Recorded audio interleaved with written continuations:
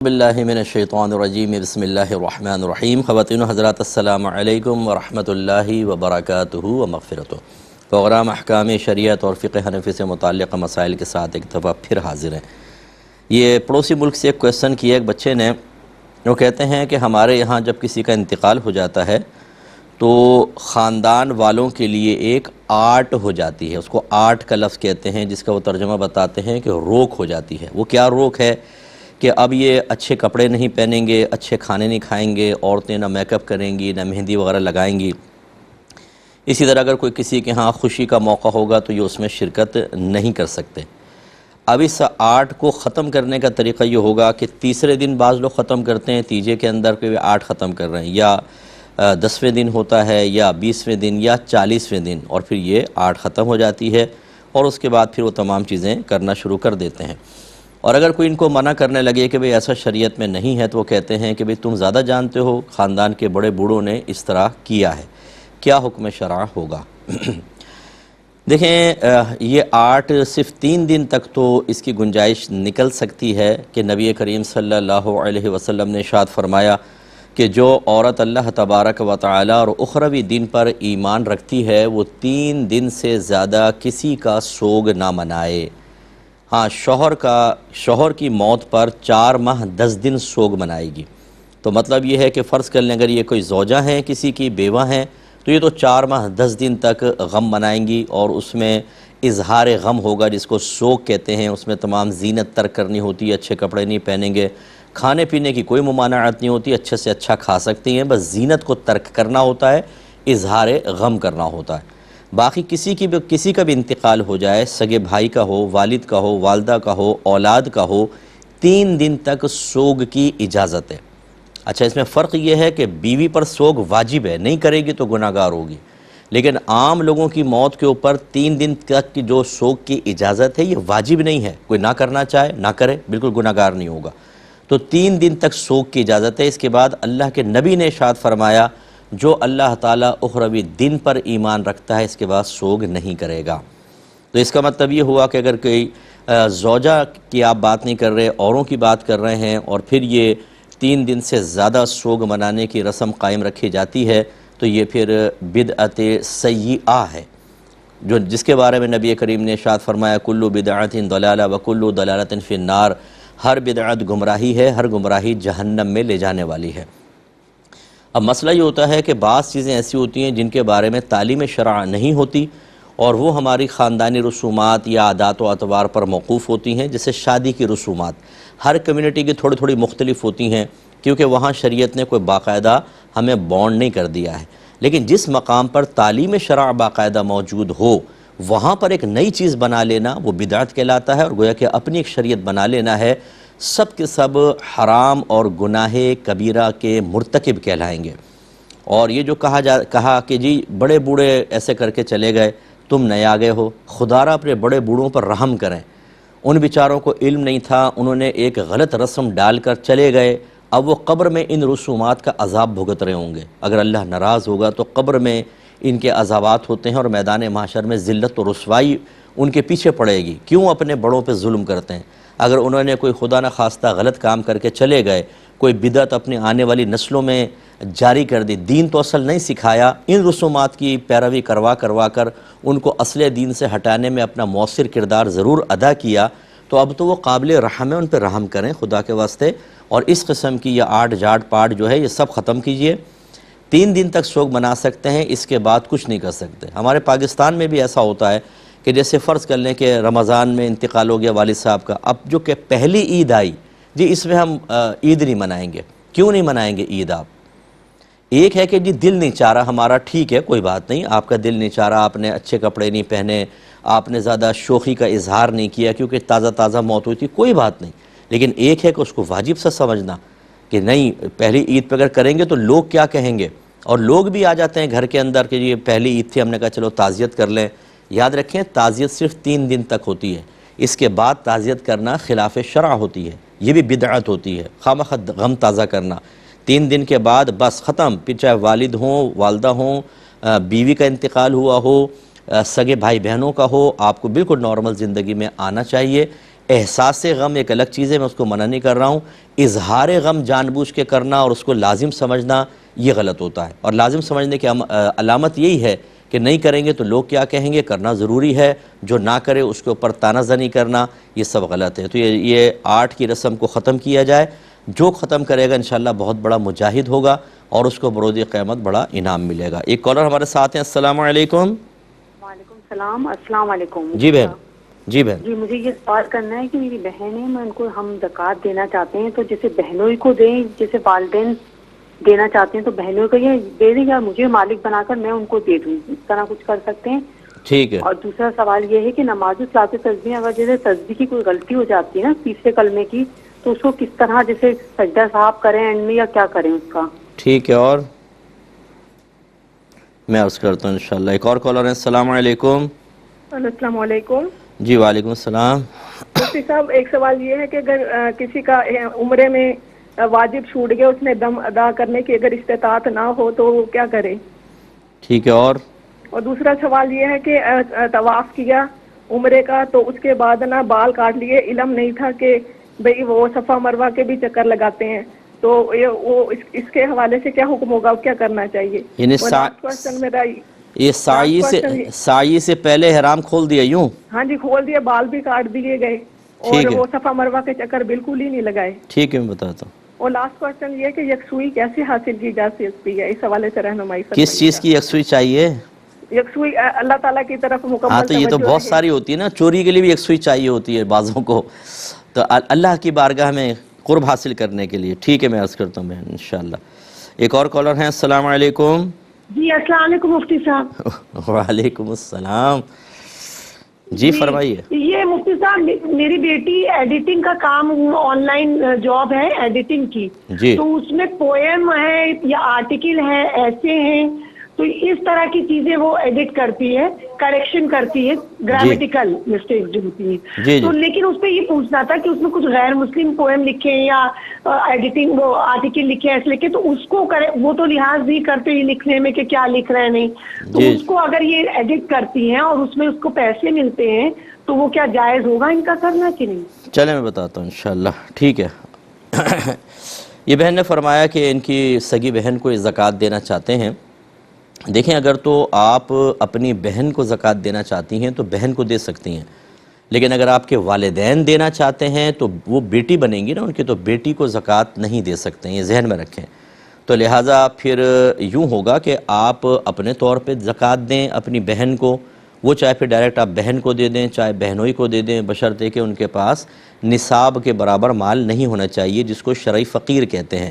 یعنی 7.5 تولہ سونا نہ ہو، 52.5 تولہ چاندی نہ ہو، اتنا کیش وغیرہ نہ ہو، نہ پرائز بانڈ وغیرہ جن کی مالیت 52.5 تولہ چاندی تک پہنچ جائے، جو آج کل تقریباً 1,25,000 لگا لیں آپ، یا 30,000 لگا لیں، 1,30,000 تقریباً۔ اور اسی طرح کوئی مال تجارت نہ ہو جس کی مالیت 1,30,000 تک پہنچ جائے۔ اور اسی طرح اگر یہ سب چیزیں ہیں، فرض کر لیں تو اتنا قرضہ ان کے اوپر ہو کہ اگر قرضہ ادا کر دیں تو پھر نصاب باقی نہ بچے۔ اسی طرح ضروریات زندگی سے زائد اتنا سامان ان کے پاس نہیں ہونا چاہیے کہ جس کی مالیت 52.5 تولہ چاندی تک پہنچ جائے۔ جیسے مثال کے طور پہ ان کے اوپر کا پورشن خالی پڑا ہوا ہے، ان کی ملکیت میں ہے، وہ کرائے پہ نہیں چڑھا ہوا، لیکن اس کی باقاعدہ قیمت ہے، تو وہ زکوٰۃ نہیں لے سکتے کیونکہ اب وہ اس کی قیمت زیادہ ہوگی۔ تو اس لیے آپ زکوٰۃ دینا چاہیں ٹھیک ہیں، آپ کے والدین نہیں دے سکتے ہیں، یہ بس ذہن میں رکھیے۔ اور اگر فرض کر لیں کہ والدین ہی دینا چاہتے ہیں اور نفلی صدقہ بالکل بھی نہیں ہے اور زکوٰۃ کے ذریعے دینا چاہتے ہیں تو پھر، اور بہن واقعی بہت زیادہ مجبور ہے، تو پھر یوں ہو سکتا ہے کہ وہ ڈائریکٹ بہنوئی کو زکوٰۃ دیں۔ یعنی آپ کی جو والدہ ہیں، مثلا ساس جو ہیں، وہ داماد کو زکوٰۃ دے سکتی ہیں اگر وہ شرعی فقیر ہیں، پھر چاہے وہ دونوں بیٹی بھی کھائے گی، ایک لازم سی بات ہے کہ بہنوئی کی ملکیت میں آ کر، لیکن حکم بدل جائے گا۔ جیسے ہم نے وہ بارہا آپ کو روایت سنائی کہ سرکار صلی اللہ علیہ وسلم حضرت بریرہ رضی اللہ تعالی عنہا سے ملنے گئے تو سرکار نے فرمایا جو ہانڈی پر ابل رہا ہے وہ ہمارے لیے لائیں، تو عرض کی گئی کہ وہ بریرہ کو صدقہ کیا گیا ہے اور آپ تو صدقہ تناول نہیں فرماتے، تو رحمت کونین صلی اللہ علیہ وسلم نے فرمایا کہ یہ اس کے لیے صدقہ ہے اور ہمارے لیے ہدیہ ہے۔ اس کا مطلب یہ ہے کہ ساس جب داماد کو زکوٰۃ دے دے تو زکوٰۃ ادا ہو گئی۔ اب اگر وہ اپنی زوجہ یعنی ان کی بیٹی کو کھلانا چاہے گا تو حکم بدل چکا ہے، اب وہ کھا سکتی ہے۔ ایک چلے پہلے کال لیتے ہیں. السلام علیکم. السلام علیکم. وعلیکم السلام. جی بھائی جان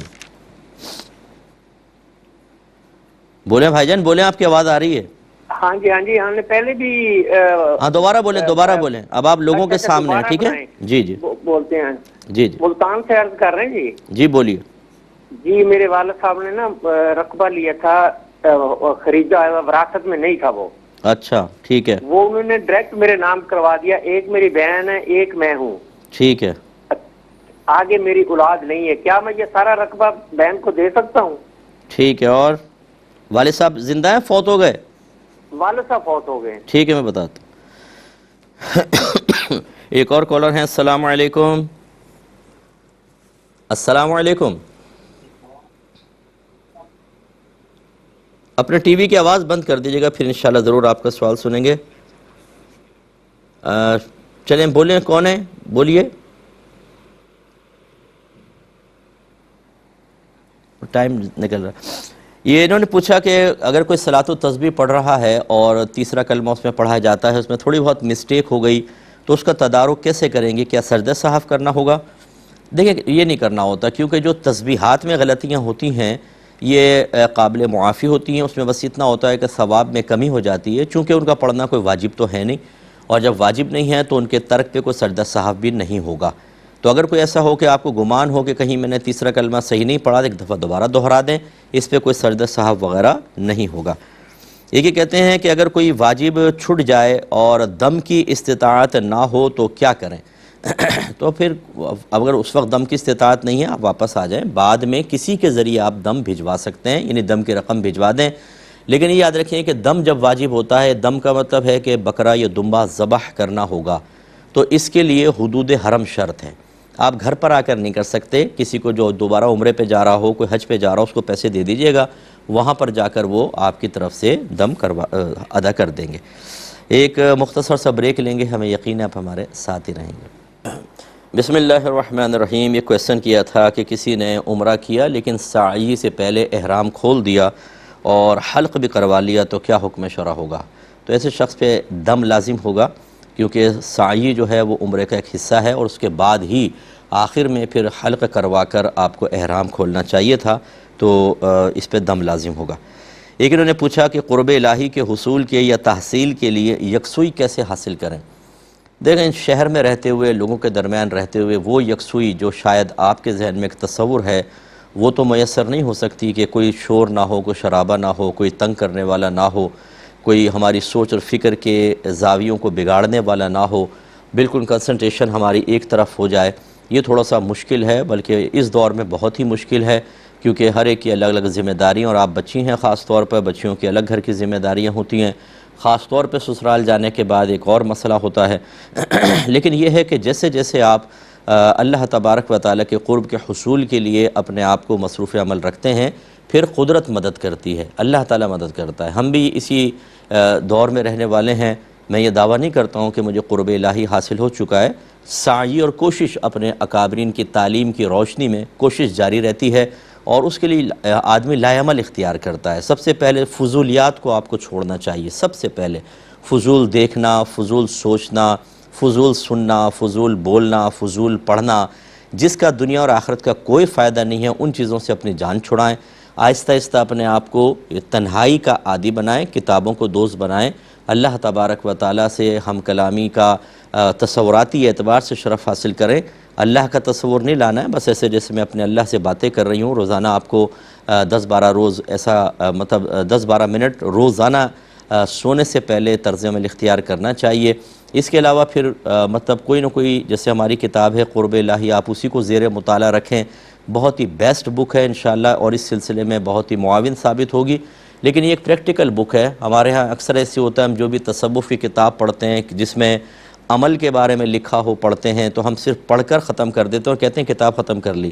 یہ کتاب ختم کرنا ہمارا کمال نہیں ہے, بلکہ پڑھنے کے بعد اپنا احتساب, اچھی چیزیں جو قابل عمل چیزیں ان کو اپنے اندر پیدا کرنا, نافذ کرنا, اس پر عمل کرنا. جو برائیاں ہمیں نظر آئیں ان برائیوں کو ختم کرنا, اور پھر اللہ کی طرف متوجہ رہنا.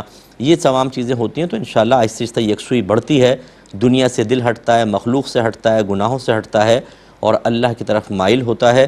حضرت جنید بغدادی صاحب رحمۃ اللہ علیہ ارشاد فرمایا کرتے تھے کہ اے لوگو، تم یہ سمجھتے ہو کہ میں تم سے کلام کر رہا ہوں، حالانکہ 20 سال ہو گئے میں بظاہر تم سے بات کرتا ہوں، لیکن حقیقتاً اپنے رب سے ہم کلام ہوں۔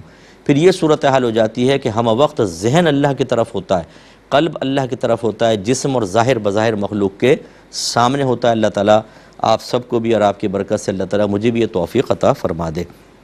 ہمت نہ ہاریں، کوشش کرتی رہیں۔ بہن نے فرمایا کہ ان کی بچی آن لائن ایڈیٹنگ کا کام کرتی ہے اور گرامیٹیکل جو ایڈیٹنگ ہوتی ہے وہ کرتی ہیں، اس میں بہت سارے مواد آتا ہے، پوئمز وغیرہ ایسی آ جاتی ہیں جو خلاف شرع ہوتی ہیں، اس میں غلط قسم کا مواد ہوتا ہے، تو کیا ان کی ایڈیٹنگ کرنا صحیح ہے یا نہیں؟ دیکھیں، ایڈیٹنگ کا مطلب اب لفظ کو خالی بچی درست کرتی ہوگی، مطلب کہیں پر صحیح تلفظ نہیں ہے اس کو صحیح کر دیا، کوئی لفظ کہیں پر از آنا تھا آر لگا دیا اس کو بدل دیا ہے۔ اس طرح کے معاملات میں یہ نہیں کہا جائے گا کہ یہ کسی خراب کام میں تعاون کر رہے ہیں، بلکہ ان کا کام گرامیٹیکل کسی چیز کو ٹھیک کرنا ہے، اور اتنے میں کوئی حرج نہیں ہے، چل جائے گا۔ اگرچہ افضل اور اولیٰ یہ ہے کہ ایسا کام نہ پکڑا جائے کہ جس میں دل پر اس طرح بوجھ آئے اور مذہبی اعتبار سے وہ چیز قابل گرفت ہو، لیکن جب صورتحال براہ راست کسی چیز کے ساتھ تعاون کرنے کی نہ ہو، اس کی امپرومنٹ کی نہ ہو، اس کو تقویت دینے کی نہ ہو، تعاون کی نیت نہ ہو، تو گنجائش نکل سکتی ہے۔ جیسے ہمارے اکابرین نے فرمایا، کسی سے پوچھا گیا، علامہ قاضی خان صاحب رحمۃ اللہ علیہ بہت بڑے فقیہ گزرے ہیں، اور ان سے جب کویسچن ہوا کہ ایک مزدور ہے وہ ایک بلڈنگ بناتا ہے، اس میں لوگ شرکیہ عبادات کریں گے تو صرف بلڈنگ بنانا کیسا ہے؟ ان کا وہ جائز ہے، کیونکہ بلڈنگ بنانے میں تو کوئی قباحت نہیں ہے، اصل تو اس کو استعمال کرنے میں ہے۔ اسی طریقے سے باہر کے ملکوں میں لوگ ٹیکسیاں چلاتے ہیں، وہ ہم سے پوچھتے ہیں کہ بہت سے لوگ اپنے عبادت خانہ جانے کے لیے کہتے ہیں ہمیں، یا پب وغیرہ میں لے جانے کے لیے، تو ہمارا وہاں تک ان کو چھوڑنا کیسا ہے شرعی لحاظ سے؟ تو اس میں یہی جواب دیا جاتا ہے کہ افضل اور اولیٰ یہ ہے کہ نہ لیں ایسی سواری، اور اگر لے لیتے ہیں اور آپ کا برائی میں تعاون کا ارادہ نہ ہو تو بالکل جائز ہے، کیونکہ آپ سروس پرووائڈ کر رہے ہیں، وہاں پہ آپ نے اتارا، آگے وہ کیا کرے گا یہ اس کا ہیڈک ہے، تو گنجائش نکل سکتی ہے۔ لیکن بچی سے گزارش وہی ہے کہ ترتیب تھوڑا ذہن میں رکھیں، اچھا ہے کہ ایسا ہی آپ کام پکڑیں کہ جس میں آپ کو خلاف شرع کوئی ایسا کام کر کے جس کی گنجائش تو نکلتی ہو لیکن دل پہ بہت بوجھ آ جائے وہ نہ کریں۔ اور لیکن اگر آپ کے لیے بہت ضروری ہو، ایسا ہی کام زیادہ تر آپ کے پاس آتا ہے، تو پھر آپ کر سکتی ہیں، دل میں کراہت ضرور رکھیں۔ یہ کہتے ہیں کہ والد صاحب نے ایک رقبہ خریدا تھا جو خاص انہی کا تھا، کوئی ایسا نہیں کہ پیچھے سے وراثت میں آیا ہو، اور پھر انہوں نے وہ میرے نام کر دیا تھا، اور اب والد صاحب کا انتقال ہو گیا، ہم 2 بھائی بہن وارث ہیں، اگر میں سارا کا سارا بہن کو دے دوں تو؟ دیکھیں، سب سے پہلے تو اچھی طرح یاد رکھیں، یہ جو پراپرٹی نام کروا دی جاتی ہے تو صرف نام کرنے سے، ڈاکومنٹیشن سے، وہ چیز کروانے والے کی ملکیت سے نکل کر اس شخص کی ملکیت میں نہیں چلی جاتی جس کو ایز اے گفٹ یہ دیا جا رہا ہے، جب تک کہ وہ اس کو مکمل قبضے میں دے کر تصرف کا اختیار بھی نہ دے دے۔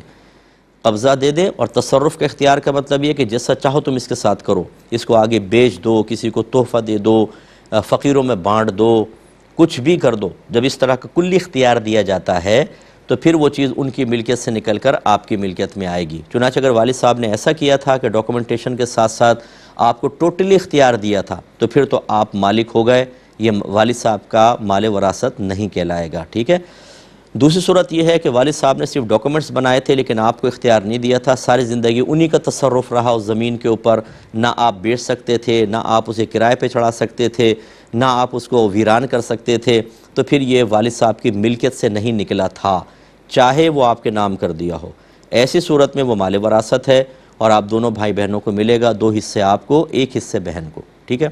اب اگر فرض کر لیں پہلی صورتحال کہ آپ کو مکمل تصرف کا اختیار دے دیا تھا اور آپ مالک ہو گئے، اب آپ بہن کو دینا چاہتے ہیں تو بالکل دے سکتے ہیں، کیونکہ وراثت تو ہے ہی نہیں، اس کو ایز اے گفٹ آپ دیں گے، بہن کو حوالے کر دیں، ان کے نام کر دیں، تصرف کا اختیار دے دیں، تو پھر آپ کی ملکیت سے نکل کر بہن کی ملکیت میں داخل ہو جائے گی۔ خلاصہ کلام یہ ہے کہ جب یہ کہا جاتا ہے جی والد صاحب نے کسی کو گفٹ دیا، اب وہ مال وراثت رہا یا نہیں رہا، تو اس سب سے پہلے اس کا فیصلہ کرنا ہوتا ہے، اور اس کا فیصلہ کیسے ہوگا؟ جب یہ یقین ہو کہ والد صاحب نے قبضے میں دینے کے بعد مکمل تصرف کا اختیار دے دیا تھا تو یہ مال وراثت نہیں رہے گا، ورنہ رہے گا، پھر اس کے حساب سے آگے آپ فیصلہ کر سکتے ہیں۔ ایک کالر مسجد ہمارے ساتھ ہیں، السلام علیکم۔ السلام علیکم جی بہن۔ سر یہ پوچھنا تھا نماز قضا کا، اگر ایک شہر سے دوسرے شہر تک جائے تو مہمان نماز کس طرح پڑھ سکتا ہے؟ قصد پڑھ سکتا ہے یا کوئی اور طریقہ ہے اس کا؟ ٹھیک ہے، اور میں عرض کرتا ہوں انشاءاللہ ایک اور کالر ہیں۔ السلام علیکم۔ اسے پکڑ کے بہن دوبارہ کہیے گا۔ جی تو ہم نے وہ لانڈری میں بھیج دیا کارپیٹ کو دھو کر، تو ہمیں یہ الجھن ہو رہی ہے کہ جو اس کے 7 کپڑے دھلے ہیں اس کا کیا گناہ ہوگا ہمیں؟ دوبارہ بہن دوبارہ کہیے، ذرا سوال دوبارہ کہہ دیں ذرا، مہربانی۔ جی کارپیٹ پر نا 7 یا 8 سال کی لڑکی سے پیشاب نکل گیا تھا، ٹھیک تو ہے، اس کی جگہ کو ہم نے پکڑ کر دھو دیا اور لانڈری بھیج دیا تھا، تو تھوڑا سا ہمیں لگ رہا ہے کہ تھوڑا سا رہ گیا تھا حصہ دھلنے سے، تو ہمیں یہ پوچھنا تھا کہ کیا اس کے ساتھ جو دوسرے کپڑے دھلے تھے وہ اس کا گناہ ہوگا اور وہ کارپیٹ کیا صاف ہو جائے گی؟ چلے میں بتاتا ہوں، جی میں بتاتا ہوں انشاءاللہ۔ بالکل عرض کرتے ہیں، یہ جو بہن نے کہ یہ یو کے سے کال تھی لیکن وہ مل نہیں سکی تھی، ان بہن نے پوچھا تھا کہ مرنے کے بعد دوبارہ اٹھایا جائے گا، یہ ہمارا عقیدہ ہے، اس کی تھوڑی سی وضاحت کر دی جائے۔ دیکھیں پہلی بات تو یہ ہے کہ زندگی روح اور جسم کا ملاپ ہوتا ہے تو اس کو زندگی کہا جاتا ہے، جب ان میں انقطاع پیدا ہوتا ہے، دوری پیدا ہوتی ہے، اس کو موت کہا جاتا ہے۔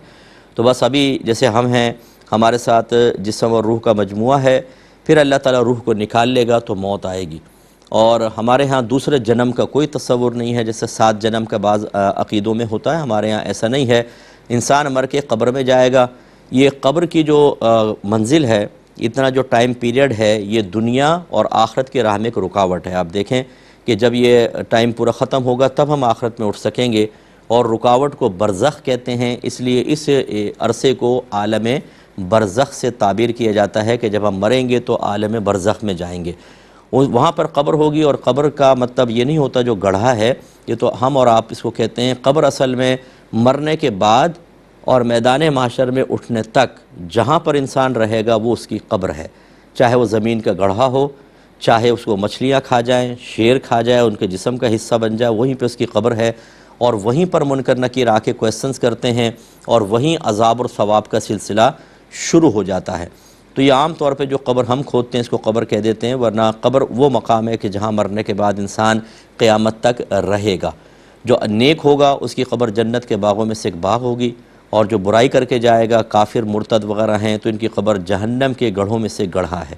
پھر ایک بیچ کی کیفیت ہوتی ہے کہ برا مسلمان، بہت سے مسلمان ایسے ہوں گے جیسے بے نمازی ہیں، لوگوں کو تکلیف دینے والے ہیں، جو عورتیں زبان چلاتی ہیں، یہ شوہروں کی بہت زیادہ نافرمانی کرتی ہیں، اور بغیر شرعی وجہ کے یہ عذابات قبر ان کے لیے تیار ہیں۔ اللہ تعالیٰ معاف فرمائے سب کو، اللہ تعالیٰ ہم سب کو معاف فرمائے، ہماری بہنوں کو بھی، ہمارے بھائیوں کو بھی، لیکن بہرحال عذاب قبر ہوگا۔ اور اسی طرح منکر نکیر آئیں گے، کویسچنز کریں گے۔ 3 کویسچن ہوتے ہیں: مر ربو کا، تیرا رب کون ہے؟ ما دینو کا، تیرا دین کیا ہے؟ ما کنت تقول فی حق ھذا الرجل، تو اس شخص کے بارے میں کیا کہا کرتا تھا؟ اور نبی کریم کا چہرہ انور دکھایا جاتا ہے، سرکار بلکہ باقاعدہ قبر میں تشریف لاتے ہیں۔ جو ان تینوں سوالات کے جواب دے گا سرخرو ہو جائے گا۔ پھر برود قیامت سور پھونکا جائے گا، ایک سینگ سا ہے، اس میں حضرت اسرافیل علیہ السلام سور پھونکیں گے، پہلی مرتبہ سور پھونکیں گے سب تباہ ہو جائے گا۔ 40 سال کے بعد دوبارہ سور پھونکیں گے، ہر چیز زندہ ہو کر اللہ تعالیٰ کی بارگاہ میں پہنچے گی، وہاں جا کے ہماری زندگیوں کا جتنا بھی ہم نے کام کیے ہوں گے ان کا حساب و کتاب ہوگا۔ جو کامیاب ہوگا سیدھے ہاتھ میں نامہ اعمال دیا جائے گا، ناکام ہوگا الٹے ہاتھ میں نامہ اعمال ہوگا۔ سیدھے ہاتھ والے جنت میں جائیں گے، یہ جہنم میں جائیں گے۔ پھر جو جہنم میں جائیں گے وہ بھی 2 طرح کے ہوں گے، اگر وہ کافر اور مرتد مرے تھے کبھی نکلنا نصیب نہیں ہوگا، اور حالت ایمان میں مرے تھے لیکن برے اعمال تھے تو برے اعمال کی سزا بھگتنے کے بعد پھر وہ جنت میں واپس آ جائیں گے۔ کچھ اور بھی پوچھا ہے، میں عرض کرتا ہوں، پہلے ایک کالر ہیں۔ السلام علیکم۔ جی وعلیکم السلام۔ جی بولیے۔ مفتی صاحب میرا ایک کویسچن ہے، میں نے 3.5 لاکھ روپیہ دیا تھا کسی کو، آڑتی تھا جو کمیشن شاپ پر گندم وغیرہ خریدتا ہے، اس کو دیا تھا 1 لاکھ روپیہ 3 سال مقرر کر کے۔ اچھا، تو اس کے لیے میں شریعت کا میرے لیے کیا احکام ہے، میں اس کا ازالہ کرنا چاہتا ہوں۔ وہ بھی حیات ہے جس کو پیسے دیے تھے، میں بھی حیات ہوں۔ چلیں میں بتاتا ہوں انشاءاللہ۔ ایک مختصر سا بریک لیں گے، ہمیں یقین ہے آپ ہمارے ساتھ ہی رہیں گے۔ بسم اللہ الرحمن الرحیم۔ اور ان خاتون نے مزید یہ پوچھا تھا کہ کیا ہم اسی امت میں اٹھیں گے، رشتہ دار وغیرہ ساتھ ہوں گے؟ تو بالکل، ہم نبی کریم صلی اللہ علیہ وسلم کی امت میں ہیں، اور اس نسبت کی بنا پر ہمیں VIP پروٹوکول ملے گا میدان محشر میں۔ سب سے پہلے ہم داخل جنت ہوں گے، پھر پچھلی امتیں ہوں گی، اور جو رشتہ دار نیک ہوں گے، حالت ایمان میں دنیا سے رخصت ہوئے ہوں گے، وہ انشاءاللہ میدان محشر میں ملیں گے، اور پھر جنت میں بھی ملاقاتیں ہوں گی۔ ایک انہوں نے کہا کہ میں وضو تو پورا کر لیتی ہوں لیکن پیروں کو نہیں دھو پاتی، تو پیروں پہ مسح کر لیتی ہوں، غالباً کوئی کروانے والا ہوتا نہیں ہے قریب، تو کیا حکم شرع ہوگا؟ دیکھیں، اگر تو پیروں پر پانی ڈالنا آپ کے لیے نقصان کا باعث ہوتا ہے اور مسح سے گزارا ہو سکتا ہے، پھر تو ٹھیک ہے، لیکن اگر آپ پانی ڈال سکتی ہیں لیکن پانی ڈال کے پانی کہاں بہاؤں، خالی ویسی مسح کر لیتی ہیں، تو پھر یہ شرعاً صحیح نہیں ہوگا۔ اس صورت میں آپ کو چاہیے کہ آپ وہ جو ریگزین کے یا چمڑے کے موزے ہیں وہ لے لیں اور وہ پہن لیں، اور جب آپ کا جیسے وضو ٹوٹا تو آپ پاؤں دھو کے ان کو پہن لیں، بقیہ وضو کر لیں۔ اب جب آپ کا اس کے بعد پہلی مرتبہ وضو ٹوٹے گا تو مدت سٹارٹ ہو جائے گی، اور آپ 1 دن اور 1 رات تک ان موزوں پر مسح کر سکتے ہیں، گویا کہ آپ نے پاکی کی حالت میں موزے پہنے، اور اس کے بعد جب وضو ٹوٹا تو اب مدت سٹارٹ ہوئی۔ اس میں یہ ہوگا کہ باقی وضو آپ پورا کر لیں، اور جب آپ پیریں دھونے کی طرف آئیں گی تو دھوئیں گی نہیں، بلکہ ہاتھ گیلے کر کے پنجوں کے اوپر رکھیں اور یوں پیچھے پنڈلی کی طرف لے جائیں، بس یہ مسح ہو گیا۔ اس طرح آپ 1 دن 1 رات تک کر سکتی ہیں۔ جب 1 دن 1 رات گزر جائے تو بس پھر یہ موزوں کی مدت ختم ہو جائے گی، پاؤں نکال کے پاؤں دوبارہ دھو لیں، پھر اس کے بعد موزے پہن لیں۔ لیکن اگر آپ کو پاؤں دھونے میں ہی تکلیف ہوتی ہے، مرض بڑھ جاتا ہے، کوئی اور پرابلم ہوتی ہے، پھر آپ پاؤں پہ مسح کر سکتی ہیں، پھر موزوں کا تکلف کرنے کی حاجت بھی نہیں ہوگی۔ یہ کہتے ہیں کہ جب ہم مہمان بن کے جائیں تو کیا قصر پڑھیں یا کیا کریں، کیا حکم شرع ہوگا؟ دیکھیں، جب آپ کسی کے ہاں مہمان جاتے ہیں تو پہلے تو یہ دیکھا جائے گا کہ کیا آپ اپنے شہر کی حدود سے کم از کم 92 کلومیٹرز دور گئے ہیں، یعنی شہر کی حدود سے باہر نکل کر کم از کم 92 کلومیٹرز دور جانے کا ارادہ ہوگا تو آپ شرعی لحاظ سے مسافر بنیں گے۔ لہٰذا اگر صرف باہر نکلے شہر سے اور 20 کلومیٹر دور جانے کا ارادہ ہے تو پھر تو شرعی مسافر ہیں ہی نہیں۔ پھر جب آپ اس کے شہر میں پہنچ جاتے ہیں اور ارادہ وہی 92 کلومیٹرز دور جانے کا ہے اور پہنچ گئے، تو اب یہ دیکھا جائے گا کہ اگر آپ 15 دن یا اس سے زیادہ ٹھہرنے کی نیت کرتے ہیں اسی ایک جگہ پر، تو پھر آپ پوری نماز پڑھیں گی، اب قصر نہیں ہوگی، اور اگر 15 دن سے کم ہیں تو پھر آپ کو قصر کرنی ہوگی۔ لیکن یاد رکھیے گا کہ جو خواتین ہوتی ہیں یہ مردوں کی، اگر جیسے آپ کے ہسبینڈ آپ کے ساتھ ہیں تو آپ ان کی مرضی کے تابع ہیں، لیکن اس میں بھی بس 2 چیزیں ہیں، ذرا اب تفصیل بیان کرنی پڑتی ہے۔ ایک یہ جو مہر ہوتا ہے نا، ایک ہوتا ہے مہر معجل عین والا، جس کو عندت طلب بھی کہتے ہیں، جس کو لکھا جاتا ہے جی فوری طور پہ دینا ہے، وہ چاہے شوہر دے نہیں۔ یہ اگر عورت کا باقی ہو مہر معجل عین والا، اور یہ کسی سٹی میں جاتی ہے، تو اب یہ شوہر کی مرضی کے تابع نہیں ہے۔ مثال کے طور پہ شوہر نیت کرتا ہے کہ میں 3 دن میں چلا جاؤں گا، اور زوجہ نیت کرتی ہے میں 15 دن میں چلی جاؤں گی، 15 دن میں جاؤں گی، تو عورت پوری نماز پڑھے گی، شوہر قصر پڑھے گا۔ اس طرح شوہر نے ارادہ کیا میں 15 دن میں جاؤں گا، لیکن بیوی نے ارادہ کیا میں 3 دن میں چلی جاؤں گی، تو پھر یہ عورت قصر پڑے گی، کیونکہ جس کا مہر معجل باقی ہو اس میں عورت پھر مرد کی مرضی کی پابند نہیں ہوتی۔ لیکن اگر شوہر نے ادا کر دیا ہے تو پھر وہ بیوی شوہر کی مرضی کی پابند ہوگی، اب آپ کے نیت کا اعتبار نہیں ہوگا۔ لہٰذا اگر شوہر نے مہر معجل دے دیا ہے اور اب وہ نیت کرتا ہے کہ میں 15 دن میں جاؤں گا، اور آپ نے کہا نہیں میں ہفتے میں جاؤں گی، آپ کو پوری نماز ہی پڑھنی ہوگی، کیونکہ آپ شوہر کی نیت کے تابع ہیں۔ تو 1-2 دفعہ یہ یوٹیوب پہ پروگرام ڈلے گا، سن لیجئے گا تو اور کلیئر ہو جائے گا، اور اچھی طرح یہ مسائل ذہن میں بیٹھ جائیں گے۔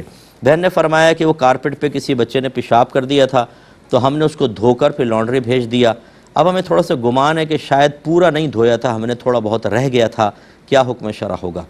اور جو اب وہاں پر ان کپڑے پاک کپڑوں کو بھی اس کارپٹ کے ساتھ دھویا جائے گا، کیا اس کا وبال ہم پر ہوگا؟ دیکھیں، بہتر تو یہ ہوتا ہے کہ جیسے آپ نے کوشش کی تھی کہ پورا اچھی طرح اس کو دھو کر پھر حوالے کر دیتے، یہ سب سے بیسٹ سچویشن تھی، لیکن بہرحال اگر آپ نے ویسے بھی دے دیا ہے، آپ گناہگار نہیں ہوں گے۔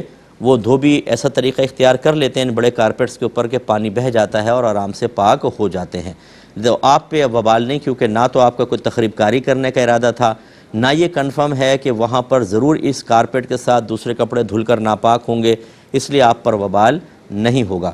لیکن یہ ضرور ہے کہ اگر آپ کو دھوبی کے دھونے کا طریقہ کار معلوم نہیں ہے، آپ کو نہیں پتا کہ وہ شرعی تقاضے پورے کرتا ہے کہ نہیں کرتا، تو پھر ہم تو یہ کہتے ہیں کہ اگر آپ نے ناپاک چیز دی تو ناپاک واپس آئے گی، پاک دی تو پاک واپس آئے گی۔ یاد رکھیں، وجہ اس کی یہ ہے کہ اگر آپ نے ناپاک دی ہے تو اس نے پاک کی کہ نہیں کی یہ آپ کو کنفرم نہیں۔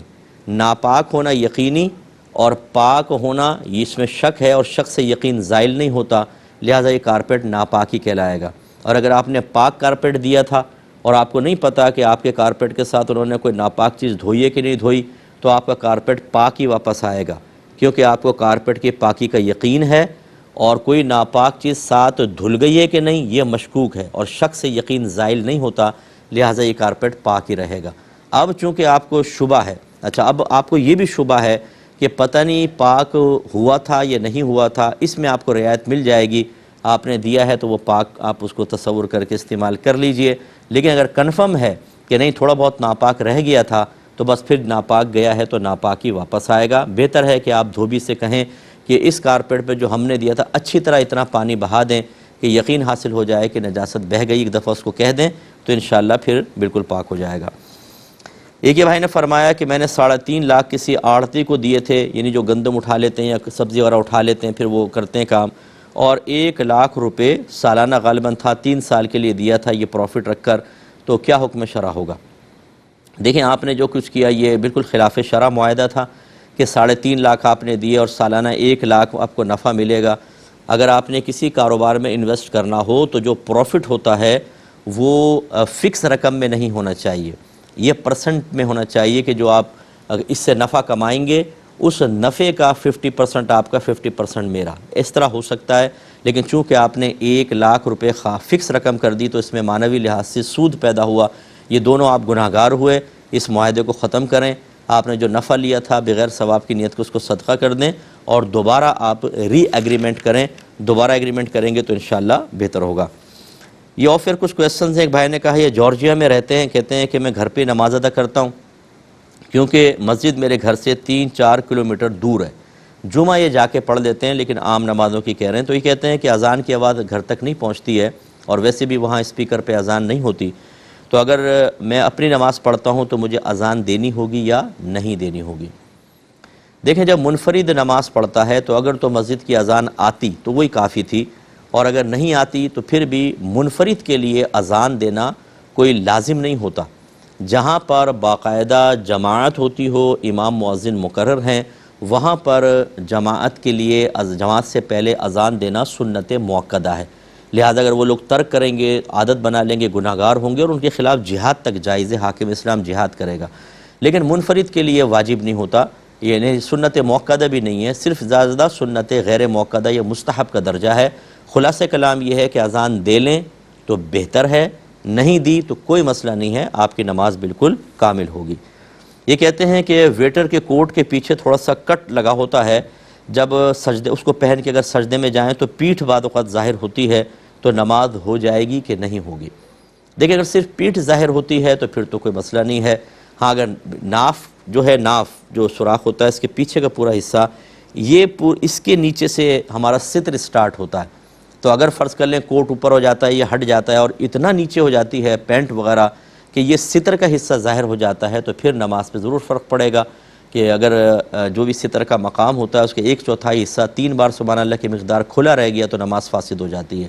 اس لیے بہتر ہے کہ کوئی اس کوٹ کو اتار کے کوئی اور چیز پہن کر باقاعدہ اچھے طریقے سے نماز ادا کی جائے، اور یا پھر احتیاط کی جائے کہ پینٹ وینٹ اتنی نیچے نہ ہو جائے کہ مقام ستر ظاہر ہو جائے، نماز فاسد ہو جائے۔ اور اگر ایسا نہیں ہے، صرف اوپر کی تھوڑا بہت حصہ کمر کا ظاہر ہو رہا ہے جو ستر سے ہٹ کر ہے، تو کمر جو ہے، کمر جو ناف کے سوراخ سے اوپر کا حصہ کمر کا بنتا ہے وہ ستر میں داخل نہیں ہوتا، لہٰذا اس سے کوئی فرق نہیں پڑے گا۔ ایک بہن نے پوچھا کہ آج کل دوپٹوں اور قمیضوں پر اردو شاعری کا رواج چل رہا ہے، فیشن چل رہا ہے، تو ایسے کپڑے پہننا کیسا ہے؟ دیکھیں پہنے ہوئے کپڑوں پہ شاعری ہو تو بالکل غیر مناسب ہے، کیونکہ وہ بیٹھیں گے بھی، اردو کے الفاظ دبیں گے، یا کوئی گندگی لگ سکتی ہے ہاتھ میں، بچے جیسے پکڑتے ہیں بچوں کو پوٹی دھلائی تو پھر وہ لگ گئے، تو یہ مناسب نہیں ہوتا، کیونکہ حروف تہجی کا ادب اور احترام کرنے کا حکم ہے۔ باقی دوپٹہ چونکہ سر پر ہوتا ہے ادب احترام کے ساتھ تو گنجائش نکل سکتی ہے، لیکن بات وہی ہے کہ جب دوپٹہ نیچے گر جاتا ہے، دوپٹے پہ بیٹھ جاتے ہیں، پھر شاعری کے الفاظ کے اندر ہو سکتا ہے کوئی مقدس الفاظ بھی ہوں، تو خدا را ایسی چیزوں کو فیشن میں شامل نہ کیا جائے کہ جن کا ادب اور احترام انسان کر نہ سکے اور بعض صورتوں میں گناہگار ہونا بھی لازم آئے، تو اس لیے اس کو نہ پہننا ہی بہتر ہے۔ یہ پڑوسی ملک سے ایک کویسچن تھا کہ ہمارے یہاں کنڈوں کی نیاز میں سفید کپڑا ایک کمرے میں بچھایا جاتا ہے اور اس میں پھر تبرک کے طور پر میٹھی کھیر بھی ہوتی ہے، سفید کھیر لازم ہوتی ہے، اور وہیں پر ہمیں کھانا ہوتا ہے، کہیں باہر لے جانا منع ہوتا ہے، کیا یہ سب صحیح ہے کہ نہیں ہے؟ دیکھیں، اگر کسی بزرگ کی کوئی نیاز کرتا ہے، یہ میں نے پہلے بھی آپ کو وضاحت کی تھی کہ نیاز کا مطلب کیا ہے، کسی بزرگ کے لیے ایصال ثواب کا اہتمام کرنا، بس یہ نیاز ہے، سمجھ لیجئے ہم ثواب بطور نیاز ان کی خدمت میں پیش کر دیتے ہیں۔ اس میں نیت یہ ہونی چاہیے کہ کھانا وغیرہ صرف اللہ کے لیے ہوگا، نیک عمل صرف اللہ کے لیے کریں گے، اللہ کا قرب حاصل کرنا ہی مقصود ہوگا، ثواب صرف اللہ ہی دے گا، کوئی نہیں دے سکتا، اور جو ثواب حاصل ہوگا ہم حسن ظن ہیں، ہم دعا کریں گے اللہ تعالیٰ فلاں بزرگ کو اس کا ثواب پہنچ جائے، بس ایصال ثواب کرنا مقصود ہوتا ہے۔ اگر کوئی نیاز سے یہ ارادہ کرے کہ بزرگ مجھ سے راضی ہو جائیں، ان کا قرب مجھے حاصل ہو جائے، یہ مجھے ثواب دیں گے، یہ راضی ہو کر میری مغفرت کر دیں گے معاذ اللہ، تو یہ پھر کفر و شرک کی طرف چیز لے چلی جائے گی۔ تو لہذا کنڈوں کی نیاز مشہور ہے کہ امام جعفر صادق رضی اللہ تعالیٰ عنہ کے ایصال ثواب کے لیے کی جاتی ہے، اتنا تک تو یہ گنجائش نکل سکتی تھی۔ اب یہ جو ہم نے پھلجھڑیاں لگا دی ہیں کہ جی کنڈے ہی ہونے چاہیے اور فلاں چیز پکنی چاہیے اس کے اندر، یہیں پہ کھانا ہے، کہیں لے کر نہیں جانا، یہ سب خلاف شرع چیزیں ہیں۔ یعنی خلاف شرع سے مراد ان کی شریعت بالکل رعایت نہیں کرتی۔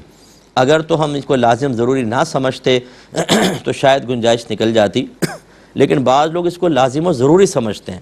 عورتیں آئیں گی، ارے آپ نے کنڈوں کی نیاز باہر کر دی، یہ باہر نہیں جاتی ہے، ایک جگہ رکھی جاتی ہے، اس میں یہ چیزیں پکتی ہیں۔ اچھا، دوسری کہتی ہے اوہو اتنی گہری معرفت کی باتیں آج تک ہمیں تو پتہ نہیں چلی تھیں، جزاک اللہ خیرہ۔ اللہ تعالیٰ کیا فرما رہا ہے چھوڑ دو، رسول کیا فرمائے کوئی جاننے کی ضرورت نہیں، قرآن کو ہٹاؤ، حدیث کو ہٹاؤ، آپ بتائیں آپا کیا کرنا ہے، آپا باجی بتائیں گی کہ کیا کرنا ہے۔ اور ہمارے پورے گھروں کے اندر ان عورتوں نے اتنا خلاف شرع معاملہ کر رکھا ہے اور ایسی ڈٹی ہوئی جمی ہوئی ہیں کہ اگر کوئی عالم دین، کوئی مفتی صاحب، کوئی گھر کا مرد آ کر اگر یہ جرت کر دے کہ یہ صحیح نہیں ہے، شریعت کے مطابق یہ ہے، بولتے جاؤ ہم وہی کریں گے جو ہم نے اپنے بڑوں کو کرتا دیکھا ہے۔ اور ابھی میں نے ایک سوال کے جواب میں، پہلے سوال کے جواب میں کہا یہ آپ اپنے بڑوں کے ساتھ اچھا نہیں کر رہے، اگر وہ آج زندہ کر دیے جائے نا تو ہاتھ جوڑ کر وہ کہیں گے خدا کے واسطے جو ہم نے غلط رسومات گھر میں جاری کر کے اپنی قبر کے اندر وبال بھگت رہے ہیں اور وبال ہم نے جمع کیا، اس کو ختم کر دو، ہم پر رحم کرو۔ لیکن یہ لوگ رحم کرنے کے لیے تیار نہیں، اور معاذ اللہ ثم معاذ اللہ اگر میں یوں کہوں کہ یہ ہماری جہالتوں کا ایک وبال، ایک سزا اللہ نے مقرر کی ہے، تو یہ بے جا نہیں ہوگی۔ یہ بڑے بوڑھے جو ہوتے ہیں بعض اوقات یہ بھی کسی کی نہیں سنتے، جب پیار محبت ادب سے کہیں تو کہتے ہیں ارے تم کل کے بچے ہمیں سمجھاؤ گے، ہم نے اپنے بڑوں کو کرتا دیکھا ہے، پھر اپنے لیے گناہ جاریہ کر کے غلط کام کر کے قبر میں جا کے اب لرز رہے ہوتے ہیں، کانپ رہے ہوتے ہیں، تو یہ خود اپنے لیے آپ نے وبال جمع کیا ہے۔ اللہ تعالیٰ سمجھنے کی توفیق عطا فرمائے۔ اب چونکہ پروگرام کے وقت تقریباً ختم ہو چکا ہے، اپنے میزبان کو، ہماری کیو ٹی وی کی پوری ٹیم کو اجازت مرحمت فرمائیں۔ آپ ہمارے لیے دعا کیجیے، ہم آپ کے لیے دعا گو ہیں کہ اللہ تعالیٰ ہمیں اپنے گھر سے ہر قسم کی خرافات اور بدعت کو نکال کر سنت کو قائم رکھنے کی توفیق عطا فرمائے۔ آمین۔ وآخر دعوانا ان الحمد للہ رب العالمین۔